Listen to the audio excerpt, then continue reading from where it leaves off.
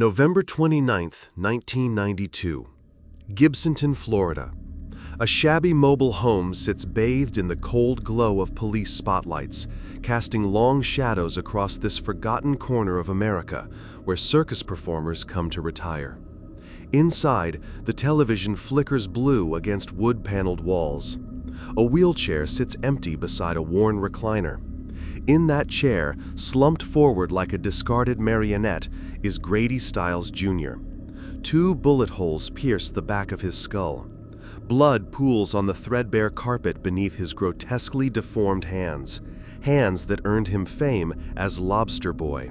Hands that became instruments of terror for 30 years. Police radios crackle in the humid night air. Neighbors peer through Venetian blinds, their faces masks of curiosity rather than grief.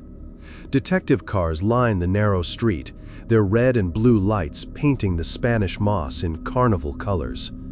The coroner's van idles nearby, waiting to collect what remains of a man who ruled through fear, who used his disability as both shield and sword. For decades, those twisted fingers had gripped his family like a vice. Tonight, that grip was finally broken. The man they called Lobster Boy was finally dead, but no one in Gibsonton was mourning. This is the disturbing true story of the freakiest killer in American history. Pittsburgh, 1947. 7-year-old Grady Stiles Jr. stands backstage at a traveling carnival, staring at his reflection in a cracked mirror. His hands are fused into claw-like appendages, 2 fingers on each hand joined together in a cruel twist of genetics called ectrodactyly. The condition runs in his family like a curse, passed down through generations of Stiles men who turned their deformity into spectacle. His father, Grady Sr., places a weathered hand on the boy's shoulder. "Remember, son, they're not laughing at you. They're paying to see you." The elder Stiles has been working the freak show circuit for decades, teaching his boy that the gawking crowds, the pointing fingers, the whispered comments, it's all just business. "You're special, Grady. God made you this way for a reason." Under the big top, sawdust swirls in shafts of afternoon sunlight. The crowd presses against the velvet rope, straining to see the boy with lobster claws. Young Grady learns to flex his deformed digits to make them appear even more monstrous for effect. The gasps, the nervous laughter, the coins dropping into the collection bucket, it all becomes intoxicating. Yet carnival life breeds more than wonder. It nurtures cruelty, exploitation, and a warped understanding of power. Even as a child, Grady begins to notice how fear mingles with fascination in people's eyes. He learns that being different doesn't just make you special, it makes you dangerous. The same crowds that pay to see him also step back when he reaches toward them. His deformity becomes his first weapon, and he's barely old enough to tie his shoes. By the 1960s, Grady Stiles Jr. has transformed from curious spectacle into something far more sinister. Confined to a wheelchair due to his underdeveloped legs, his upper body has grown powerful from years of maneuvering through life on arm strength alone. His shoulders are broad, his grip crushing. What began as carnival performance has evolved into psychological warfare. Alcohol becomes his constant companion, fuel for a rage that simmers just beneath the surface. In his mobile home in Gibston, a community where retired circus performers settled to live among their own kind, Grady rules his household like a medieval tyrant. His wife Teresa walks on eggshells, never knowing when his mood will shift from sullen silence to explosive violence. His children learn to scatter when they hear the distinctive squeak of his wheelchair wheels approaching. The lobster claws that once delighted audiences now inspire terror in his own family. Those powerful, deformed hands can grip with impossible strength, leaving bruises that last for weeks. When Grady drinks, which is most nights, His twisted fingers become instruments of punishment for imagined slights, for looking at him wrong, for breathing too loudly in his presence. October 23, 1978. The night before what should have been a joyous wedding becomes a scene of unthinkable violence.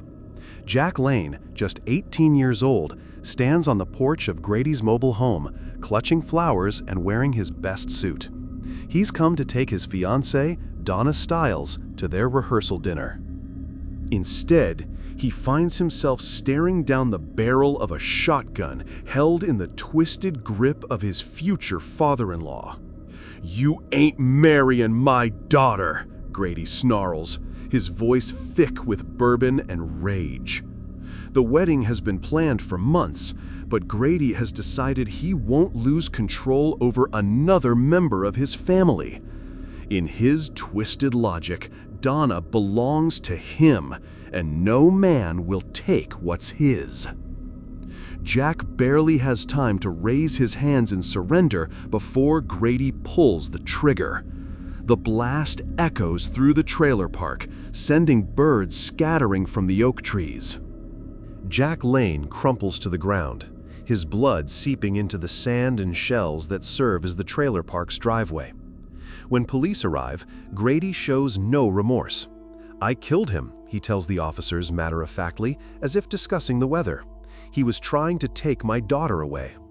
At his trial, the courtroom fills with carnival folk, a sea of tattooed faces and knowing glances. Grady is convicted of third-degree murder, facing 15 years in prison. Then comes the twist that defines the rest of his story. The judge rules that Grady's severe physical disabilities make prison impossible. Instead of iron bars, he receives house arrest. The system that should have stopped him has instead taught him the most dangerous lesson of his life, that he is truly untouchable. House arrest becomes Grady's final transformation from predator to apex predator. Free to roam his mobile home, free to continue terrorizing his family, he emerges from the trial with a chilling new confidence. He begins bragging to anyone who will listen that he has discovered the perfect crime. "I can kill anyone I want and get away with it. What are they gonna do? Put a freak like me in prison?" His wife Teresa watches her husband's cruelty evolve into something systematic and calculated. The wheelchair that once seemed like a disadvantage now becomes his throne, positioned strategically to oversee every corner of their cramped home. His lobster claws, strengthened by years of supporting his body weight, can crush bones with casual ease. Grady's children, some his biological offspring, others from Teresa's previous relationships, become prisoners in their own home. They learn to communicate in whispers, to move like ghosts through hallways, to disappear when they hear the television volume suddenly drop, Grady's signal that he's listening for any sign of disobedience. The carnival community knows what's happening behind the thin walls of the Stiles trailer, but they operate by their own code. You don't call the police on your own kind, you handle problems internally. Yet even among the hardened carnies who have seen every form of human cruelty, Grady's reign of terror stands out as particularly vicious. By the early 1990s, Teresa Stiles has reached her breaking point. 30 years of marriage to Grady have left her a shadow of the woman she once was. Her arms bear the permanent marks of his grip, her spirit crushed by decades of psychological torture. She knows that calling the police is useless. They've tried before, and Grady's disability always becomes his shield. Desperate conversations begin in whispered corners of Gibsonton's trailer parks and dive bars. Teresa reaches out to Chris Wyant, a neighbor who has witnessed Grady's violence firsthand. Wyant, himself a product of the carnival world's harsh justice system, understands that some problems can only be solved permanently. The plan that emerges is born of desperation rather than greed. No one stands to inherit a fortune when Grady dies. There is no fortune. His only legacy is fear, and that's an inheritance no one wants to claim. Teresa's son from her first marriage, Harry Glenn Newman Jr., becomes the third conspirator. At 19, he's already lived through more violence than most people see in a lifetime. He's watched his stepfather brutalize his mother, terrorize his siblings, and mock the very idea that anyone could stop him. The murder weapon, a .32 caliber pistol, changes hands like a secret in the tight-knit community where everyone knows everyone else's business, yet no one speaks of what's really happening behind closed doors. The carnival world has always existed on the margins of polite society, and Gibsonton embodies this outsider status more than anywhere else. Police treat calls to the trailer park with a mixture of reluctance and resignation. They know Grady's reputation, know his history of violence, but they also know the futility of trying to prosecute a man whose wheelchair becomes his legal armor. Local media occasionally sniffs around the story of the murderous Lobster boy, but their coverage tends towards sensationalism rather than investigation. Grady becomes a curiosity, a darkly fascinating figure whose disability makes him seem more tragic than threatening to outsiders who have never felt the grip of those twisted hands. Television shows about unusual people sometimes feature Grady, portraying him as a misunderstood performer struggling with the burden of his deformity. These segments never mention the bruises on his wife's arms, the terror in his children's eyes, or the young man who died on his doorstep. The disconnect between public perception and private reality creates a bubble of impunity around Grady. To the outside world, he's a disabled man deserving of sympathy. To his family, he's a monster who has learned to weaponize that sympathy. Within Gibsonton's insular community, whispers grow louder as the years pass. Everyone knows someone who has felt Grady's wrath. Everyone has heard the screams coming from his trailer on Saturday nights when the bourbon flows freely and his rage reaches its peak. November 30th, 1992. The morning after the murder, police arrest Teresa Stiles as she sits in her kitchen, numbly drinking coffee from a chipped mug. Her hands shake, not from guilt, but from the strange sensation of safety she hasn't felt in decades.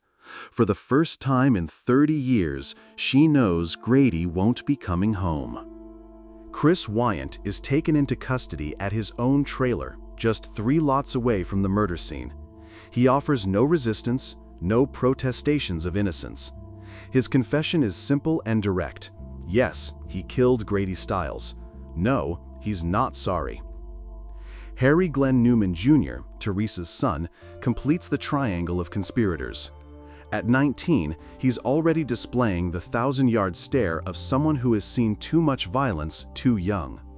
In the interrogation rooms of the Hillsborough County Sheriff's Office, 3 different versions of the same story emerge. The details vary, but the central truth remains constant.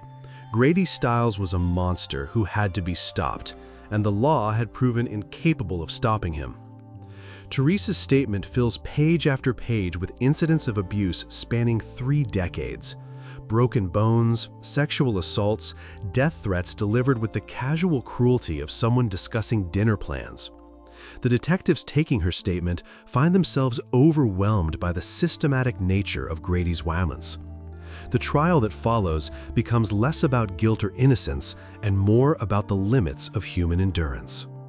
Defense attorneys paint a picture of a family pushed beyond all reasonable breaking points, living under the tyranny of a man who had learned to game the justice system. Prosecutors argue that murder is never justified, regardless of provocation. Yet even they seem uncomfortable with the zealousness typically required of their position. The evidence of Grady's crimes fills boxes: police reports that went nowhere, hospital records documenting suspicious injuries, witness statements that painted a consistent picture of systematic terror.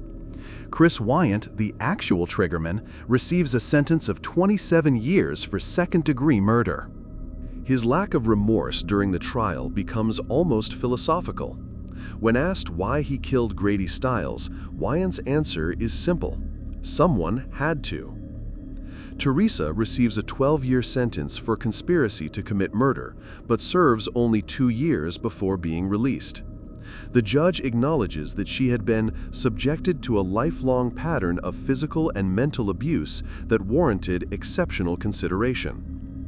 Harry Glenn Newman Jr. receives a sentence that reflects his youth and the circumstances that shaped him, the court recognizing that his participation was born of desperation rather than malice.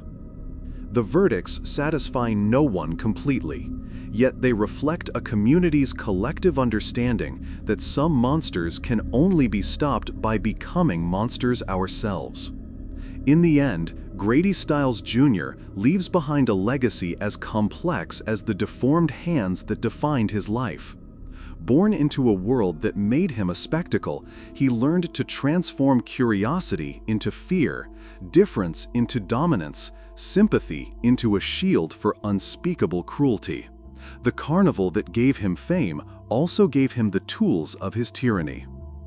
In a community that prized the unusual, that celebrated the grotesque, that turned human oddity into entertainment, Grady found the perfect camouflage for a predator. His lobster claws became props in a performance that lasted decades, hiding the very real violence behind the theatrical grotesque. The mobile home in Gibsonton sits empty now, a testament to the thin line between victim and victimizer, between the extraordinary and the monstrous. The carnival moves on, as it always does, leaving behind only memories and the occasional newspaper clipping to mark the passing of its most notorious son. Those who knew Grady Stiles, who lived under his shadow, who felt the crushing grip of those twisted hands, understand a truth that the outside world struggles to accept. Sometimes, the only way to stop a monster is to become one yourself, if only for a single, necessary moment. In the end, the Lobster Boys' greatest act wasn't in the spotlight, drawing gasps from paying customers.